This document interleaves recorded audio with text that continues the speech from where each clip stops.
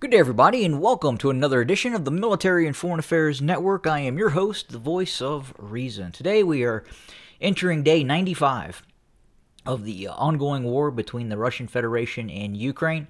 And I've pulled up the tactical map today. It's fairly updated in terms of continued Russian movements, and then obviously also shows you the force disposition of Ukrainian forces to some extent, and obviously Russian forces to a lesser extent as well. So we're going to start off and we're going to have a look at right now Ukrainian forces, Ukrainian combat brigades that are currently at risk of being destroyed in the ongoing conflict. Now, the Ukrainian military high command apparently is operating under this not one step back mentality, meaning they are attempting to defend every town, village, city that they are capable of defending, even if it comes at the jeopardy of losing some of those forces.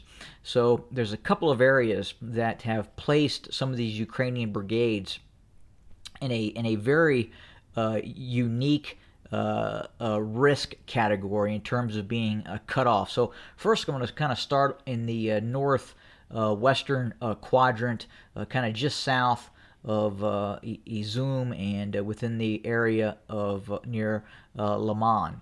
And that's a unit right now that is at risk of being cut off in the continued battles that take place just north of the Donetsk River. And you got to understand, many of the escape routes and bridges over the Donetsk River in this area have been destroyed by either Ukrainian or Russian fire.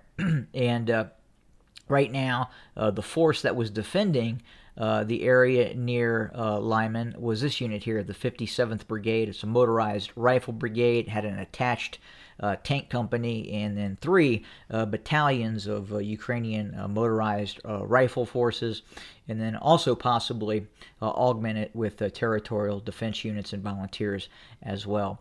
And we don't know if this unit, the 57th, has the ability to either withdraw or retreat back across the Donetsk River towards the next line of defense, which is a line that extends along the Donetsk River, the Severodonetsk River, which is here.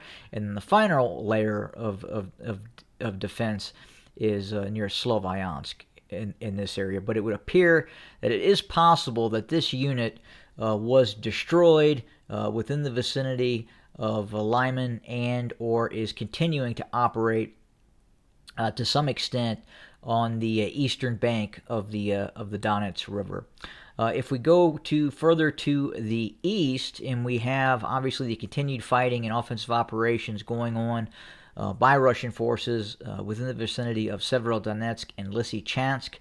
Again, this is the Severodonetsk River that kind of runs along this route here, and we believe that most bridges across the Donetsk River have been destroyed, leaving 2+ brigades that could be trapped in Severodonetsk at this point. And we have the 111th Brigade and the 27th Brigade.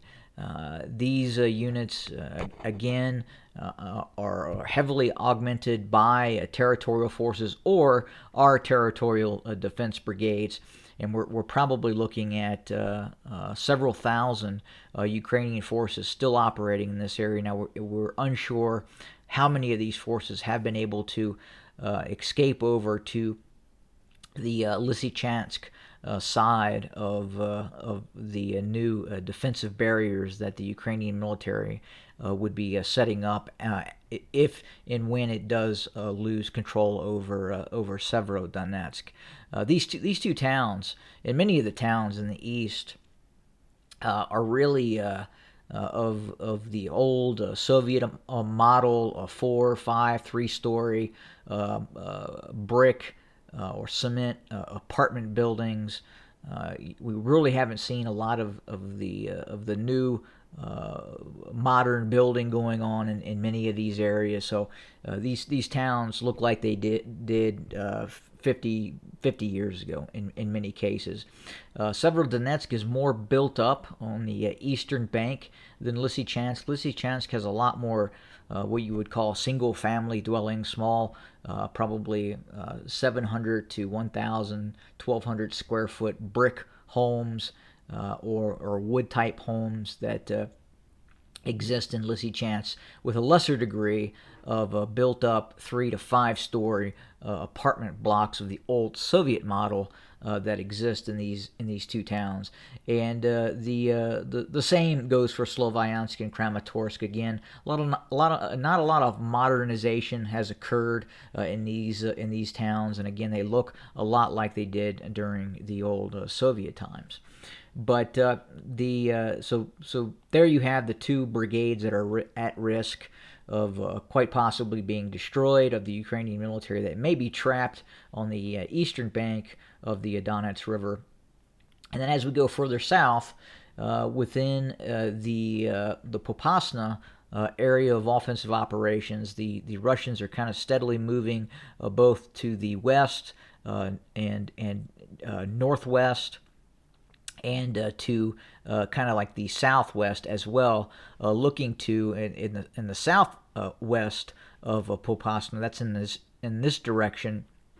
It looks like the Russian military is looking to sever the main Bakhmut to Sloviansk highway just south of Bakhmut, and that would look to trap the 30th Ukrainian Mechanized Brigade. So these mechanized brigades, again, 3 associated mechanized infantry battalions with an attached tank battalion as well. So a little bit heavier than some of these motorized forces, such as the up here to the north in terms of the 57th Motorized Rifle that had an attached tank company and 3 battalions, whereas this has an actual tank battalion and elements of 3 mechanized infantry battalions as well.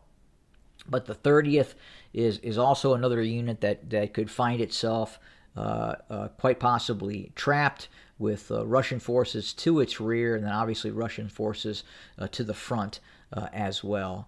And the Russian military continues to conduct offensive operations near Popasna with the eventual goal of completely enveloping all these forces that are in this pocket, the Severodonetsk, Lysychansk pocket, that would include possibly the 128th Brigade, 58th Brigade, 118th Territorial Brigade, 17th Tank Brigade, and then these units I just talked about earlier.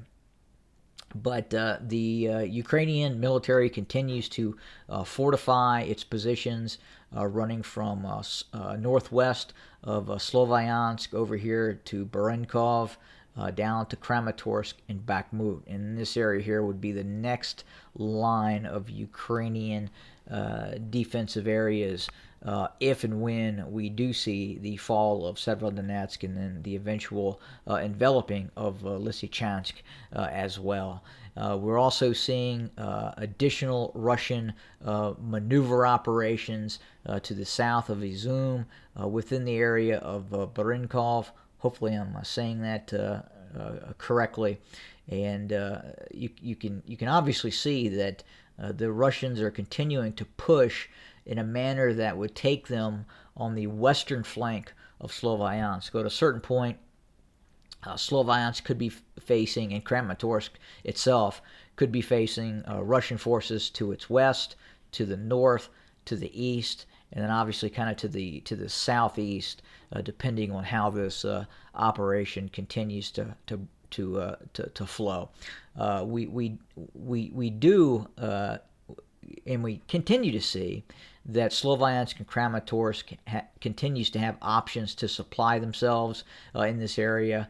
Obviously, the Russians have not yet made it kind of to the southeast, and that area is fairly well open to Ukrainian forces to continue to supply these forces.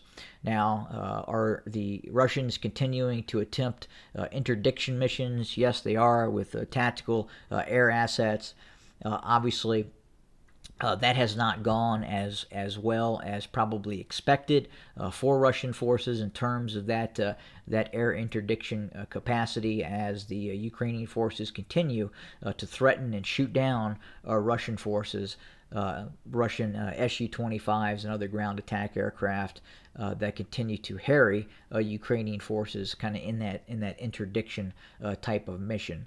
So again, right now, the following units could be on the verge of being trapped and or destroyed: the 57th Motorized Rifle Brigade. These units over here near Lysychansk on the eastern bank of the Donetsk River, the 111th Brigade, 27th Brigade, and then obviously right now the 30th Mechanized Brigade is coming under serious pressure by Russian forces. And that's the current status on the ground right now. Again, there has not been a great deal of territorial gains by Russian forces, but the Russians do continue to pressure and harry Ukrainian forces with some very intense artillery bombardments all along the frontal areas of operation, especially in the eastern Donbass area, and then obviously that is taking a very heavy toll on Ukrainian forces as we speak. So we'll continue to monitor the situation and report as information comes in. Thanks for joining us, and we will talk to you very soon.